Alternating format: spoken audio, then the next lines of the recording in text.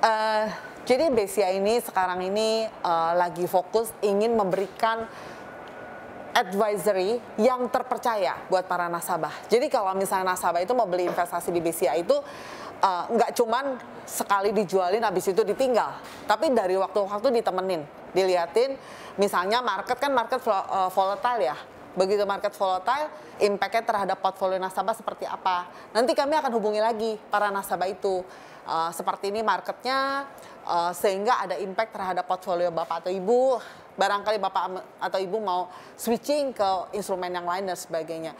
Karena setiap kondisi itu berbeda-beda impact-nya terhadap setiap instrumen. Jadi itu yang diberikan kepada para nasabah dari BCA.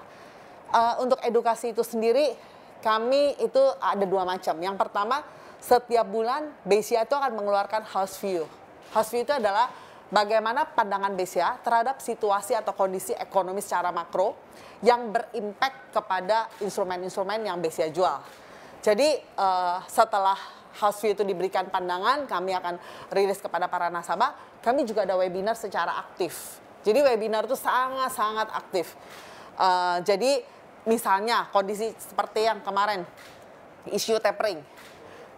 Kita tahu di Amerika mengeluarkan kebijakan tapering, the Fed akan menaikkan suku bunga beberapa kali.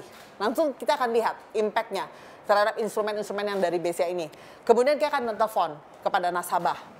Contoh, tentunya karena suku bunga akan naik, akan berimpact pada bonds atau berimpact pada investasi yang jangka panjang. Nah, nanti kami akan sarankan kepada para nasabah, apakah Bapak atau Ibu memang tetap mau yang panjang? Kadang-kadang nasabah juga tetap, oke, nggak apa-apa, saya mau panjang. Yang penting saya setiap bulan dapat kupon misalnya. Atau enggak deh, saya nggak mau ambil resiko itu. Switching ke yang lebih pendek tenornya, maka akan switching.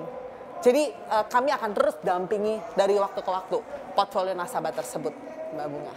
Tapi sejauh ini Bu Yofi, instrumen investasi apa yang menjadi primadona bagi para nasabah wealth management ini?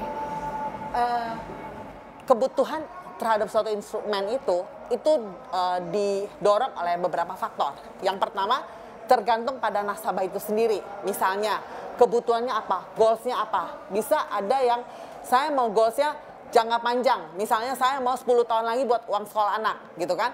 Maka time horizon-nya akan dipilih yang jangka panjang. Ada yang saya mau yang dapat return tinggi, maka kita akan cari instrumen yang return-nya tinggi. Ada yang pokoknya saya konservatif, saya nggak mau kehilangan even sekian persen sedikit pun, 1 rupiah pun dari investasi saya, maka diambil yang sangat-sangat konservatif. Nah, saat ini yang paling konservatif itu pilihan yang bonds itu yang dari bonds pemerintah, karena kan dijamin sama pemerintah. Nah, itu tetap ada nasabah yang masih mencari, tetapi ada juga yang alokasinya gini, ada sekian nasabah saya beranilah ambil sekian persen yang beresiko, sekian persen yang konservatif ya. Yang konservatif itu dibelikan obligasi pemerintah, yang sekian persen lagi saya mau dapatkan return yang lebih tinggi, saya ambil reksadana saham misalnya, return lebih tinggi dan resikonya ya tentu ada resikonya. Tetapi nanti yang tadi ada BCA yang mencoba mendampingi. Jadi kalau misalnya resikonya ada fluktuasinya lagi turun, kita akan inform nasabahnya. Seperti itu Mbak Bunga. Oke, Bu Yofi, tapi kalau di wealth management BCA ini bagaimana sih tren pengembangan dana kelolaan atau AUM, aset under management ini? Dan juga bagaimana ini tren pengembangan dari nasabah prioritas di perseroan ini? Oke. Tren pertumbuhan wealth management di BCA itu sangat tinggi ya, sangat bagus ya. Kenapa? Karena yang pertama, para nasabah itu kan kita bagi segmen milenial sama segmen orang tua deh. Kita ngomong segmen orang tua atau priority ya, atau high net worth gitu. Itu mereka sudah punya kesadaran untuk asset protection sama asset preservation. Jadi mereka harus mikirin aset mereka untuk diturunkan kepada anaknya, cucunya, dan sebagainya. Otomatis bisnis investasi ini adalah salah satu caranya, jalan keluarnya.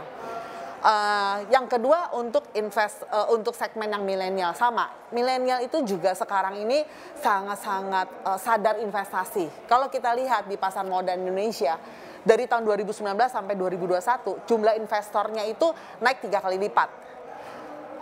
Dan dari naik 3 kali lipat itu 81,5% itu usianya milenial. Artinya mereka sadar investasi. Jadi artinya tren pertumbuhan investasi di BCA itu akan terus berkembang.